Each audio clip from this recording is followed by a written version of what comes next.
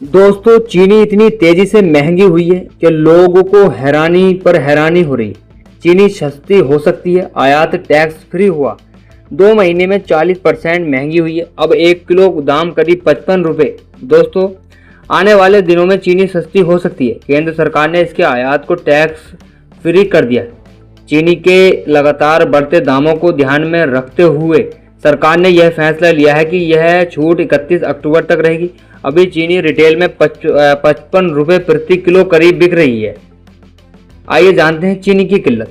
चीनी की किल्लत और दाम बढ़ने की मुख्य वजह मौसम की मार है। बारिश और सूखे के कारण गन्ने की फसल प्रभावित हुई है, क्योंकि गन्ने फसल को ज़्यादा पानी की ज़रूरत होती है। गन्ने का उत्पादन घटने और मांग बढ़ने से चीनी के दाम देश भर में पिछले 2 महीनों में करीब 40% तक बढ़ गए। आशंका है कि अगले 3 महीनों तक कीमतें ऊंचे स्तर पर ही रहेंगी। इस कारण 8 साल बाद सप्लाई की कमी को पूरा करने के लिए चीनी का आयात किया जा रहा। सरकार के आदेश के मुताबिक चीनी का इस खेप का आयात आज से लेकर 31 अक्टूबर 2026 तक पूरा करना होगा।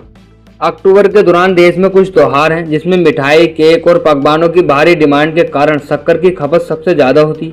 इसके अलावा बिस्कुट और मिठाई कंपनियां भी चीनी का स्टॉक जमा कर लेती हैं।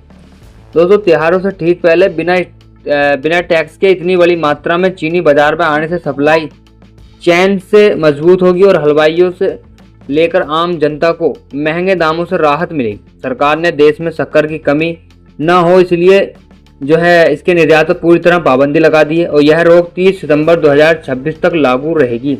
सरकार ने चीनी को पूरी तरह प्रतिबंधित कैटेगरी में डाल दिया है, यानी अब सरकार की इजाज़त के बिना कोई भी व्यापारी देश से बाहर चीनी नहीं बेच पाएगा। कमोडिटी मार्केट एक्सपर्ट्स और बाजार विश्लेषकों का मानना है कि भारत सरकार के इस फैसले का असर अंतर्राष्ट्रीय स्तर पर भी दिखेगा। जैसे ही भारत अंतर्राष्ट्रीय बाजार से 10 लाख टन कच्ची चीनी की उठाएगा, ग्लोबल मार्केट में इसकी मांग अचानक बढ़ जाएगी। इसका सीधा असर लंदन और न्यूयॉर्क के कमोडिटी एक्सचेंजों में चीनी की बेंचमार्क कीमतों पर पड़ेगा और वहां आने वाले दिनों में शक्कर के दाम बढ़ सकते हैं।